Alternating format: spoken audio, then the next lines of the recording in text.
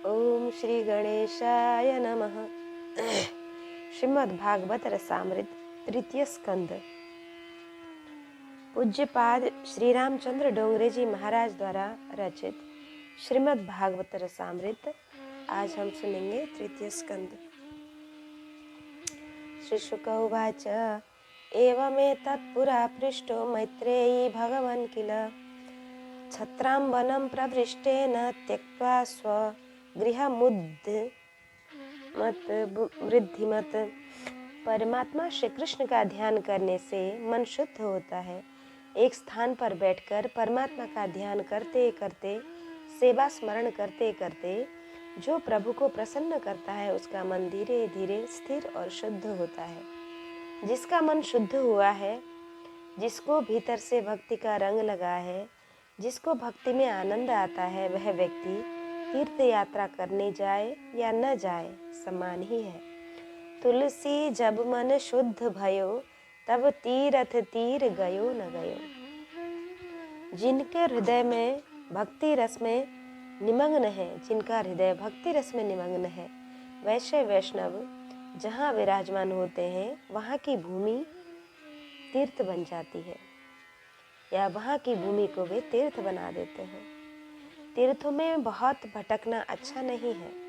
बहुत भटकने से मन चंचल होता है। राजा ने तृतीय स्कंध में प्रारंभ में श्री शुकदेव जी से सुंदर प्रश्न पूछा है। वे पूछते हैं, महाराज विदुर जी यात्रा करने क्यों गए थे? विदुर जी तो महान वैष्णव थे, उन्हें यात्रा करने की क्या आवश्यकता पड़ी? उसका क्या कारण था? श्री शुकदेव जी महाराज कहते हैं, राजन, धृतराष्ट्र ने पांडवों के साथ अन्याय किया। विदुर जी को बहुत बुरा लगा। उन्होंने धृतराष्ट्र को उलाहना दिया, तुम चोर हो, तुम यह सब गलत कर रहे हो। राज्य पांडवों का है, फिर भी तुम इन्हें नहीं दे रहे हो। यह चोरी के बराबर है।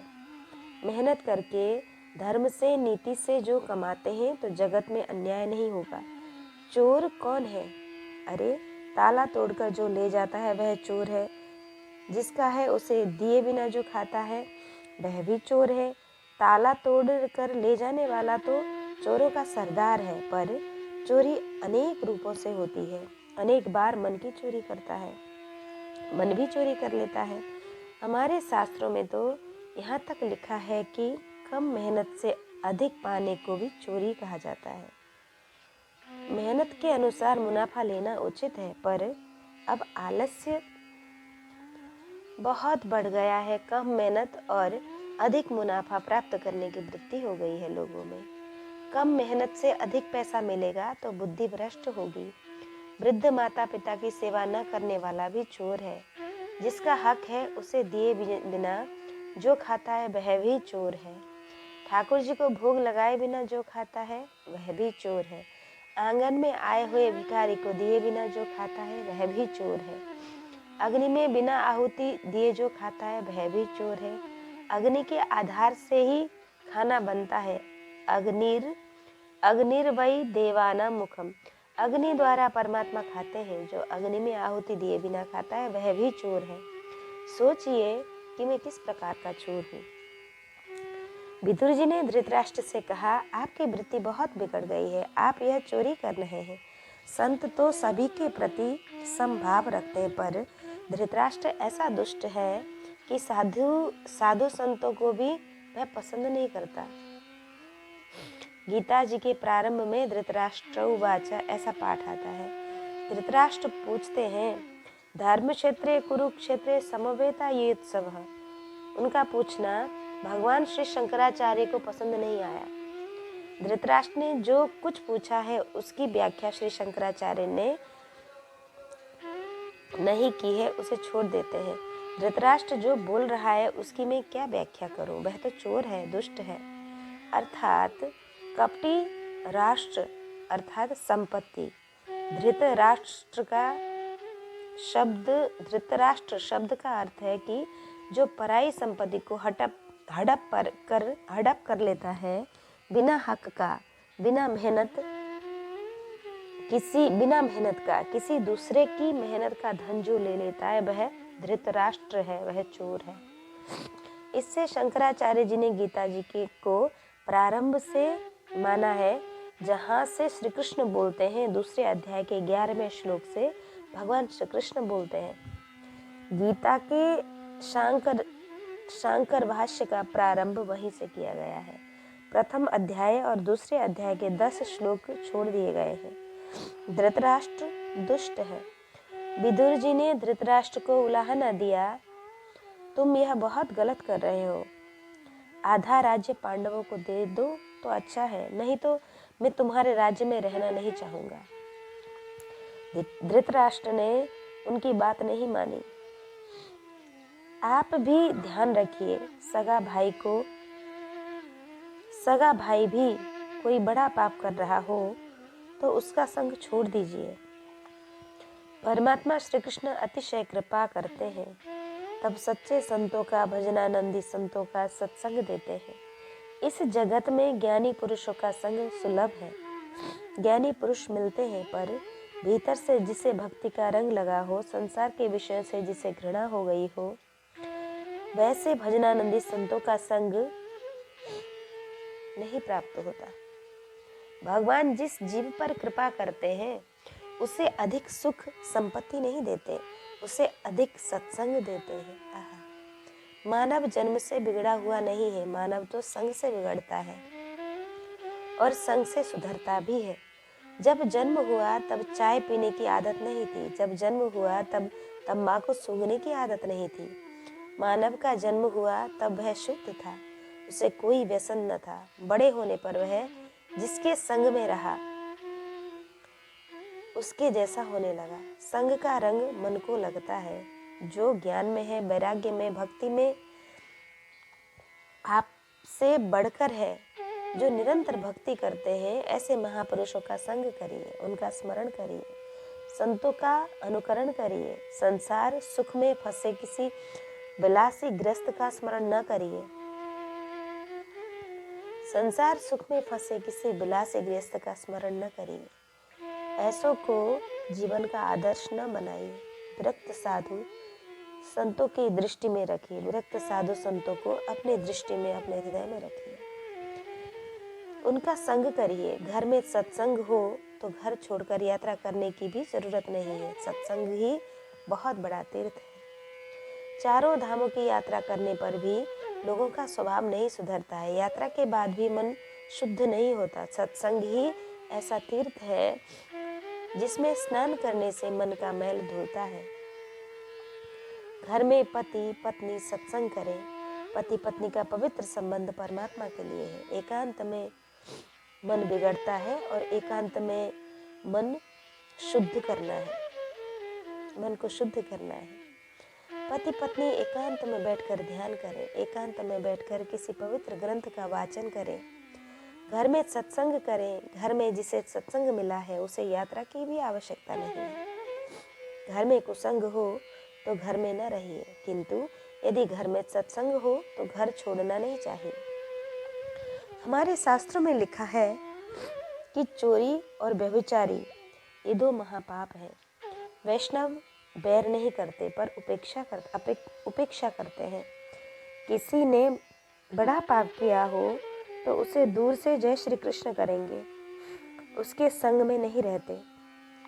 विदुर जी ने सोचा कि मेरा भाई पाप करता है तो उसके संग में मेरी बुद्धि भ्रष्ट होगी, मुझे अब घर में नहीं रहना चाहिए। विदुर जी ने घर का त्याग किया है। हस्तिनापुर में ही गंगा तट पर कुटीर बनाकर विदुर जी सपत्नीक रहते हैं। पति पत्नी सारा दिन प्रभु की भक्ति करते हैं। ऐसा कार्यक्रम बना रखा है कि मन को संसार के किसी विषय में जाने का अवसर ही नहीं मिलता। मानव मन को जब पाप करने की अनुमति देता है तब मन पाप करता है।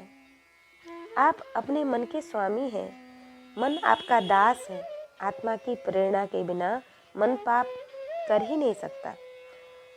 मन को किसी अच्छे काम में व्यस्त रखिए। फुर्सत मिलने पर ही मन भोगे हुए विषयों का चिंतन करता है, पाप करता है। एक बार मन को पाप करने की अनुमति दे देने पर वह मन पुनः पुनः अनुमति मांगेगा पाप करने के लिए, फिर उसे पाप करने में मजा आएगा, उसे सुख का आभास होगा। मन को एक क्षण भी पाप करने की अनुमति न दीजिए। विदुर जी और उनकी पत्नी प्रातः काल में नियम पूर्वक 3 घंटों तक ध्यान करते हैं। ध्यान के बाद बहुत प्रेम से बाल कृष्ण लाल की सेवा करते हैं। वन से सुंदर पुष्प चुनकर लाते हैं। लाला का पुष्पों से श्रृंगार करते हैं। सहस्त्र नाम के पाठ करते करते चरणों में तुलसी अर्पण करते हैं। बाल कृष्ण लाल इसे ग्रहण करते हैं। मैं दर्शन कर रहा हूँ ऐसी भावना वे करते हैं। लौकिक भावना से मन बिगड़ता है, अलौकिक भावना से मन शुद्ध होता है। बाद में 3 घंटों तक बाल कृष्ण लाल को प्रसन्न करके भगवान के दर्शन करते करते कीर्तन गाते हैं। कीर्तन के बाद 3 घंटे तक ठाकुर जी के सम्मुख कथा करते हैं। मानते हैं कि मेरे प्रभु कथा सुनते हैं, मैं अपने भगवान की कथा भगवान को ही सुना रहा हूँ। कथा, कीर्तन, जप, ध्यान, सेवा में दिन भर तन और मन को भगवान में निमग्न रखते हैं। आप भी मन को श्री कृष्ण से दूर न कीजिए, अपने मन को श्री कृष्ण से दूर जाने न दीजिए। अतिशय थकान न लगे तब तक आराम न करिए। भक्ति के साथ परोपकार के काम करते करते जब अति थकान की अनुभूति हो तभी आराम करना चाहिए। कितने लोगों की ऐसी आदत होती है कि घर का काम पूरा हो जाने के साथ ही वे सैया में पड़ते हैं। सोचते हैं कि करिए, अब आराम करिए। सैया में जब नींद नहीं आती तब मन पाप करता है। कितने लोग सैया में पड़े पड़े सोचते हैं, दाम घटेंगे कि बढ़ेंगे, अब क्या होगा। सैया में जिसे तुरंत निद्रा नहीं आती वह पैसों का चिंतन करता है, वह काम सुख का चिंतन करता है। जब तक आपका विश्वास न हो जाए कि सैया में पड़ने पर 2-3 मिनट में ही नींद न आ जाएगी, तब तक कोई सत्कर्म करिए। इस शरीर को बहुत आराम न दीजिए। सत्कर्म में शरीर को कष्ट दीजिए, सत्कर्म में मन को निमग्न रखिए। थकान लगने पर ही आराम कीजिए। पति पत्नी सारा दिन भक्ति करते हैं। विदुर जी की भक्ति अलौकिक है। धृतराष्ट्र को मालूम हुआ कि मेरा भाई विदुर गंगा तट पर कुटीर में रहता है, घर से उसने कुछ नहीं लिया है, मेरा भाई है, अगर भिक्षा मांगने जाएगा तो अच्छा नहीं लगेगा। धृतराष्ट्र को शर्म आई। उसने सेवकों को आदेश दिया, विदुर को कष्ट न होना चाहिए, उसे अनाज दीजिए, वस्त्र दीजिए, बर्तन और सब सुख दे दीजिए, सब कुछ दे दीजिए। धृतराष्ट्र के सेवक सब कुछ लेकर पहुंचते हैं। पापी भाई का अनाज लेने की विदुर जी की इच्छा नहीं थी, पर पत्नी की उन्होंने परीक्षा ली। विदुर जी ने पत्नी से कहा, मेरे भाई ने यह अनाज भेजा है, उसे घर में रखो। विदुर पत्नी मना करती है, कहती है यह अनाज पेट में जाएगा तो मन बिगड़ेगा, भक्ति में विघ्न आएगा, अन्न दोष मन को बिगाड़ता है, यह अनाज मुझे नहीं लेना है। गंगा तट पर मैं जीभ के स्वाद को तृप्त करने नहीं आई हूँ, मुझे सारा दिन भक्ति करनी है। कई लोग घर छोड़कर गंगा तट पर भक्ति करने तो जाते हैं, पर बाद में उन्हें घर याद आता है। वे घर पर पत्र लिखते हैं, अचार का एक मर्तबाना और मुरब्बे का एक डिब्बा भेज दीजिए। अरे तुम्हें अचार ही खाना था तो घर छोड़कर क्यों आए? घर क्या बुरा था? जरूरतें कम करिए, आपका पाप छूटेगा। जरूरतें कम होंगी तब भक्ति करने का समय मिलेगा। बढ़ती हुई जरूरतें पाप करने की स्थिति को ला देती है। तब परायों की खुशामद तक करनी पड़ती है। जिसे भाजी रोटी में संतोष है वह उचित रूप से भक्ति कर सकता है। जिसे अच्छा खाने में रस आता है, मजा आता है, वह क्या भक्ति कर सकेगा? वह तो जीभ को लाड करता है, जीभ से लाड कराता है। पेट को जितनी जरूरत है उतना ही खाना पुण्य है, परंतु जीभ को जिसका लालच हो वही दे देना पाप है। एक बार उसका मांगा हुआ देंगे तो दूसरी बार वह अधिक मांगेगा।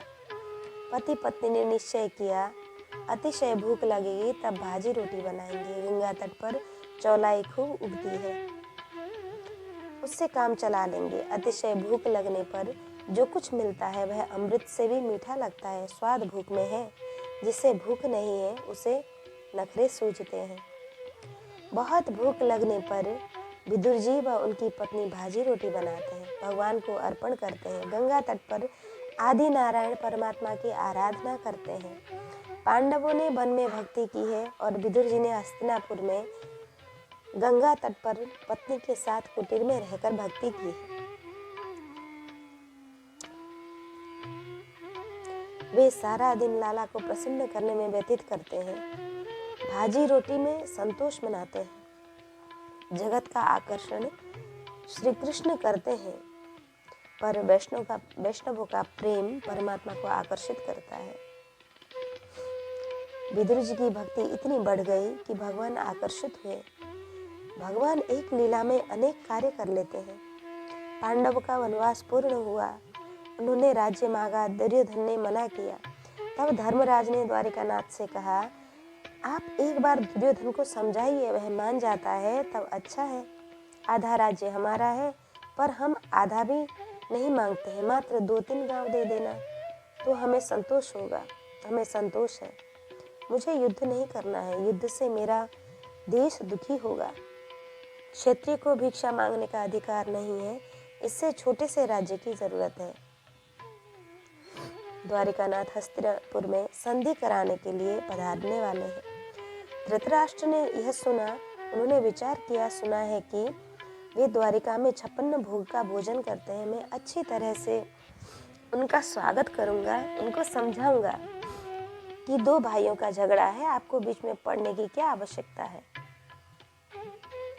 श्री कृष्ण को समझाकर मैं अपने पक्ष में ले लूंगा। स्वागत की तैयारी हो गई, 56 भोग तैयार हो गए, द्वारिकानाथ पधारने वाले हैं।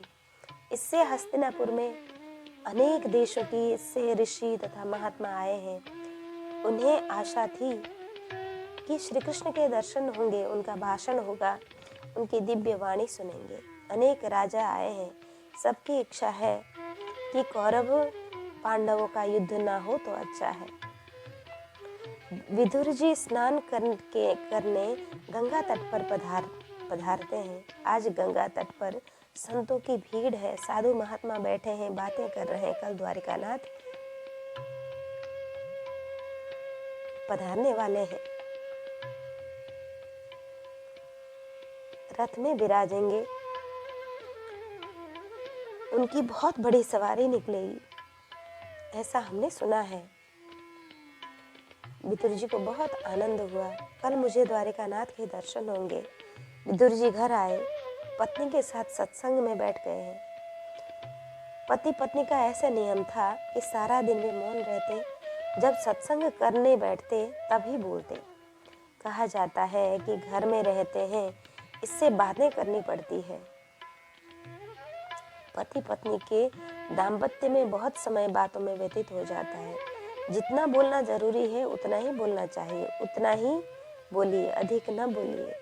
पति पत्नी सत्संग करने बैठे, तब विदुर जी कहने लगे, देवी, एक संत के मुख से कुछ सुना है,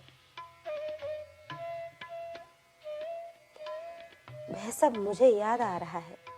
एक साधु ने मुझे कहा था कि कोई वैष्णव 12 वर्षों तक एक स्थान में रहे और संसार के सभी सुखों का त्याग करके परमात्मा में तन्मय रहे तो प्रभु को दया आती है। प्रभु सोचते हैं कि मेरे लिए इसने सब कुछ छोड़ दिया। जीव पात्र न हो तो प्रभु स्वप्न में दर्शन देते हैं और पात्र हो तो प्रत्यक्ष में दर्शन देते हैं। विदुर जी पत्नी को समझाते हैं कि 12 वर्षों तक इस कुटीर में तुमने बहुत कुछ सहन किया, पर कल तुम्हें इसका फल मिलेगा। कल द्वारिकानाथ श्री कृष्ण पधारने वाले हैं। लोग यही बातें कर रहे हैं कि वे दुर्योधन को समझाने के लिए आने वाले हैं, पर मैं तुमसे सच कहता हूं कि मेरे प्रभु मुझे दर्शन देने के लिए आ रहे हैं। दुर्योधन दुष्ट है, वह नहीं मानेगा। दुर्योधन तो एक निमित्त है। 12 वर्षों तक इस कुटीर में रहकर मैंने लाला की सेवा की है। श्री कृष्ण स्मरण में श्री कृष्ण स्मरण श्री कृष्ण के स्मरण में मैं तन्मय हुआ हूँ। 12 वर्षों की भक्ति के बाद फल मिलना ही चाहिए। मेरे प्रभु मेरे लिए ही पधारेंगे। कल द्वारिकानाथ के दर्शन होंगे। विदुर पत्नी ने यह सुना, खुश हो गई वे। उनकी आंखें प्रसन्नता से गिली हो गई। विदुर पत्नी ने कहा, 3 दिनों से मुझे सुंदर सुंदर स्वप्न दिखाई दे रहे हैं। मैंने ऐसा स्वप्न देखा कि मैं द्वारिका गई हूँ। मेरे स्वामी सुंदर सुवर्ण सिंहासन पर विराजे हैं। बहुत भीड़ होती है। मैं तो वहाँ बहुत दूर खड़ी थी। सुवर्ण सिंहासन पर विराजमान अपने नाथ के मैंने दर्शन किए। मैं उनके दर्शन कर रही थी स्वप्न में। मैंने दोनों हाथ जोड़े थे। प्रभु ने मेरी ओर दृष्टि डाली, मेरी ओर देखा। मुझे देखकर होठों पर स्मित हास्य बिखरा और मैं जागृत हो गई। कल मैंने स्वप्न में देखा कि मैं बाल कृष्णलाल की आरती कर रही हूँ। अपने ठाकुर जी को मैं माला अर्पण कर रही हूँ। मन की परीक्षा जागृत अवस्था में नहीं होती है, स्वप्न की अवस्था में होती है। प्रवृत्ति में नहीं होती है, निवृत्ति में होती है। देखना चाहिए कि निवृत्ति के समय आपका मन कहाँ जाता है। पूर्ण निवृत्ति में मन जैसा विचार करता है वैसे विचारों से मन कहाँ फंसा है, इसका निर्णय होता है। मन जिसमें मग्न रहता है, स्वप्न में वे ही आते हैं। स्वप्न में भगवान दिख पड़ते हैं। स्वप्न में प्रभु के नाम के जप हो, स्वप्न में परमात्मा की सेवा हो, तो मानिए कि अब वैष्णव हो गया हूँ। भीतर से जब भक्ति का रंग लग जाता है तब स्वप्न में भगवान याद आते हैं। स्वप्न में प्रभु का स्वरूप दिख पड़ता है। आपको स्वप्न में जो दिख पड़ता है इसी में मन फंसा हुआ है, ऐसा मानिए। प्रभु जब कृपा करते हैं तब पहले स्वप्न में दर्शन देते हैं। विदुर जी ने कहा, यह स्वप्न बहुत सुंदर है। कल हमें द्वारिकानाथ के दर्शन होंगे। विदुर पत्नी ने हाथ जोड़े और पूछा, क्या प्रभु के साथ आपका परिचय है? प्रभु आपको पहचानते हैं कि नहीं? विदुर जी ने भी दोनों हाथ जोड़े और कहा, मुझे वे अच्छी तरह पहचानते हैं। मुझ पर उनका बहुत प्रेम है। मैं तुम्हें क्या कहूँ, मेरे जैसे साधारण जीव को भी मान देते हैं। मैं जब वंदन करता हूँ तब ठाकुर जी मुझे मेरे नाम से नहीं बुलाते हैं।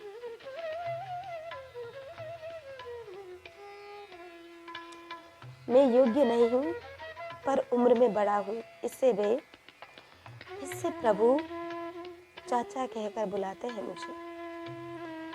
वे जब मुझे चाचा कहते हैं तब मुझे बहुत आनंद आता है। मुझे चाचा कहते हैं, इससे अंतकाल में मेरा मरण सुधरेगा। विदुर पत्नी ने सुना।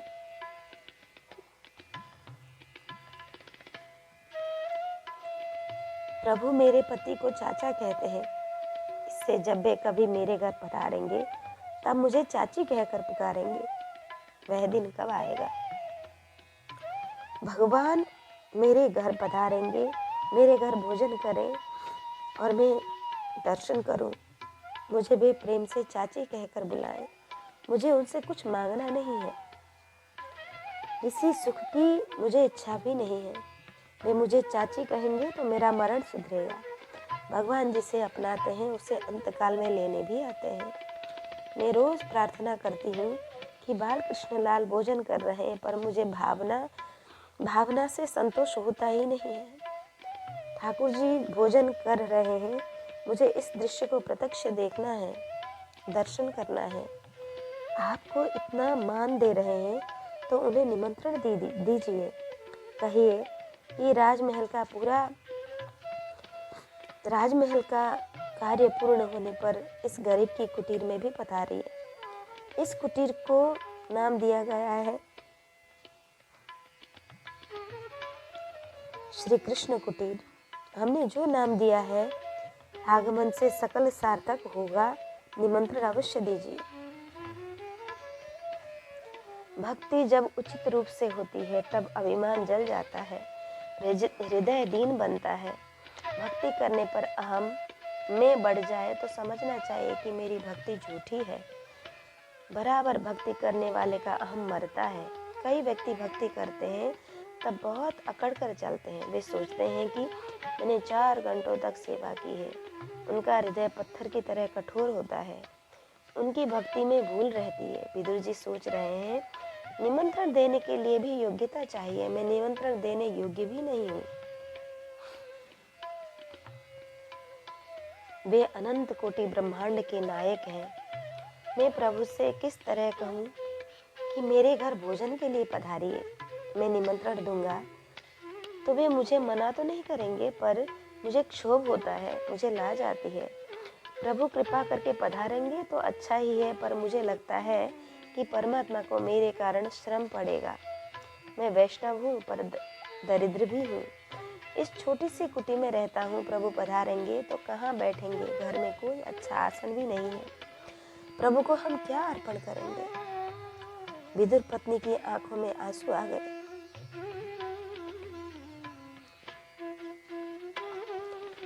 विदुर पत्नी ने हाथ जोड़कर कहा,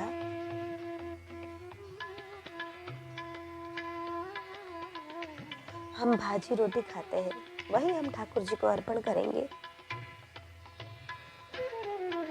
विदुर जी कहने लगे, नाना, भाजी भगवान के समक्ष अर्पित की नहीं जा सकती। इस भाजी को मैं भगवान के समक्ष कैसे अर्पण करूं? मेरे लिए प्रभु को परिश्रम न होना चाहिए। वे राजमहल में हो, वहाँ उनका सम्मान होता है। वे राजाधिराज है। सुना है धृतराष्ट्र ने उनके लिए 56 भोग की सामग्री तैयार की है। मेरे जैसे मुझ गरीब के घर आएंगे तो मुझे आनंद आएगा, पर मेरे प्रभु को बहुत कष्ट होगा।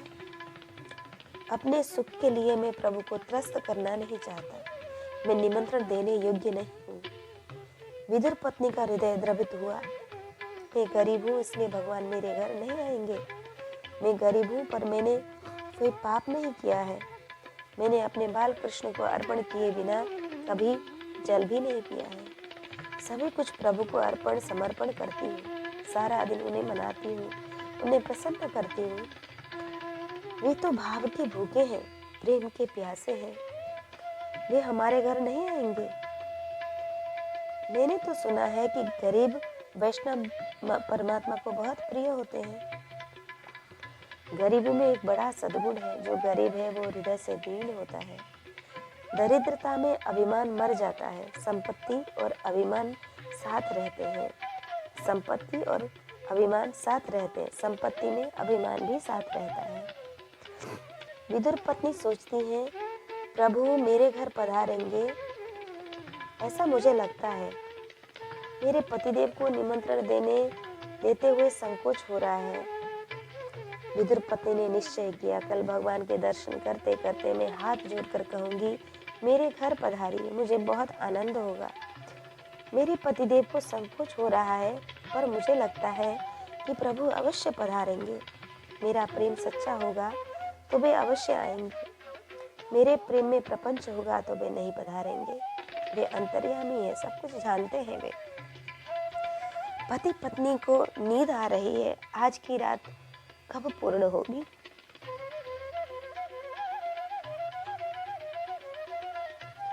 कल द्वारकानाथ के दर्शन होंगे। प्रातः काल उन्होंने स्नान किया, बाल कृष्ण लाल की सेवा की। आज लाला के दर्शन में बहुत आनंद आया। ऐसा आनंद कभी नहीं आया था।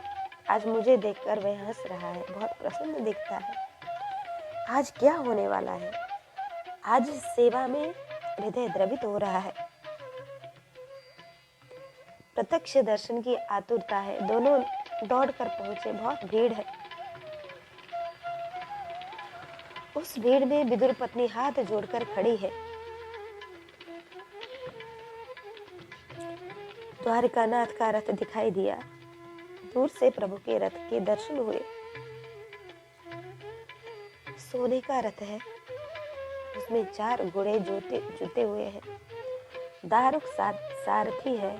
उद्धव और सात्विकी दोनों ओर खड़े हैं।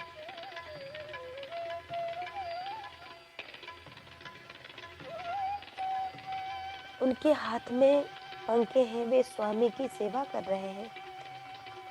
ब्राह्मण विष्णु सहस्त्र नाम का पाठ कर रहे हैं। बड़े बड़े ऋषि वेद मंत्रों से स्तुति कर रहे हैं। जय जयकार हो रहा है। वैष्णव प्रेम से परमात्मा को प्रसन्न करने के लिए हरे कृष्ण कीर्तन गा रहे हैं। आनंद से नाच रहे हैं। सबकी मनोकामना है कि प्रभु एक दृष्टि से देख ले। प्रभु की दृष्टि धरती पर है, वे किसी की ओर नहीं देखते हैं। किए हुए पापों के लिए इस जीव को जब हृदय से पश्चाताप होता है, उसका हृदय सभी तरह से अभिमान छोड़कर जब प्रभु की शरण में जाता है, तब परमात्मा दृष्टि डालते हैं। विदुर जी को रथ में विराजमान द्वारिकानाथ के दर्शन करके आनंद हुआ। वे विचारने लगे कि मेरे प्रभु का कैसा वैभव है, उनका रथ कैसा है। मेरे प्रभु लक्ष्मीपति हैं। दर्शन करते करते विदुर जी की आंखों में आंसू आ जाते हैं। शरीर में रोमांच होने लगता है। दोनों हाथ जोड़े हुए खड़े हैं विदुर जी। स्वामी के दर्शन करते हुए स्वामी को प्रसन्न कर रहे हैं। प्रभु, यह जीव शरण में आया है। हे नाथ, मैं आपका हूँ। हजारों वर्षों से आपसे अलग हो गया हूँ। प्रभु, कृपा कीजिए, मुझे एक बार तो निहारिए। विदुर जी ने सोचा, मेरे पतिदेव सच ही कह रहे हैं। विदुर पत्नी ने सोचा कि मेरे पतिदेव सच ही कह रहे हैं। यह जीव भगवान को निमंत्रण देने की योग्यता ही नहीं रखता। उनका कैसा अतुल वैभव है। मैं उन्हें कैसे कहूँ कि भोजन के लिए मेरे घर पधारिए। विदुर पत्नी को भी निमंत्रण देते हुए संकोच हुआ। वे सोचने लगी कि मुझे एक बार दृष्टि भर कर देख लें तो मैं मान लूंगी कि प्रभु मेरे घर पधारेंगे। श्री कृष्ण के दर्शन के लिए दंपति के प्राण तड़प रहे हैं। 12 वर्षों से दर्शन के लिए साधना कर रहे हैं। आज द्वारिकानाथ के दर्शन करके अति आनंद हुआ। आंखों से धीरे धीरे प्रेमाश्रु बह रहे हैं। दर्शन करते करते जब आंखें गीली हो जाती हैं, तब दर्शन उचित रूप से होते हैं। अभी तक तो स्वामी की दृष्टि धरती पर ही थी। विदुर जी पत्नी के साथ खड़े हैं। वहां द्वारिकानाथ का रथ आ पहुंचा। पति पत्नी स्वामी को मना रहे हैं, आप एक बार दृष्टिपात करिए। आप एक बार दृष्टि डालेंगे तो हम मानेंगे कि आप हमारे घर पधारेंगे। क्या प्रभु एक बार भी दृष्टिपात नहीं करेंगे? इनके लिए मैंने बहुत दुख सहन किए हैं। 12 वर्षों से इनके पीछे लगी हूँ। प्रभु एक बार दृष्टि भर देखिए। अंतर्यामी को प्रतीत हुई कि मुझे कोई बुला रहा है। इस भीड़ में मेरा कोई लाडला खड़ा है। प्रभु ने जहां आंख उठाई, पति पत्नी पर दृष्टि पड़ी। उन्होंने बहुत कष्ट सहा था। शरीर की हड्डियां दिख रही थी, बहुत दुर्बल हो गए थे। उन्होंने साधारण वस्त्र पहने हैं, हाथ जोड़े हैं, कैसा पवित्र जीवन बिता रहे हैं। मेरे लिए सब कुछ छोड़ा है, सारा दिन मुझे मना रहे हैं। मैं सोचता हूँ कि हस्तिनापुर आया हूँ, किसके घर जाऊं? जहाँ अतिशय प्रेम है, जहाँ अतिशय पवित्रता है, वहाँ परमात्मा पधारते हैं। यह घर बहुत अच्छा है। पति पत्नी पर प्रभु ने दृष्टि डाली, मंद स्मित हास्य बिखेरा और आंखों से कहा, मैं आपके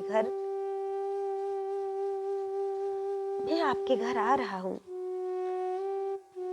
प्रभु ने आंखों से तो कहा, पर ये समझ न सके। पति पत्नी बहुत आनंद में है। आनंद जब हृदय में समाविष्ट नहीं होता, तब आंखों से टपकने लगता है। दोनों सोच रहे हैं, मेरे प्रभु ने मुझ पर दृष्टि डाली है। इतने लोग खड़े हैं, किसी को भी दृष्टि नहीं दी, किसी पर भी दृष्टि नहीं डाली, और मुझे देखकर स्मित हास्य बिखेरा है। मुझ पर उनकी बहुत कृपा है। विदुर जी पत्नी के साथ श्री कृष्ण का स्मरण करते करते घर गए। द्वारिकानाथ दरबार में पधारे। उनका बहुत सम्मान हुआ। प्रभु ने सुंदर भाषण किया। श्री कृष्ण सबसे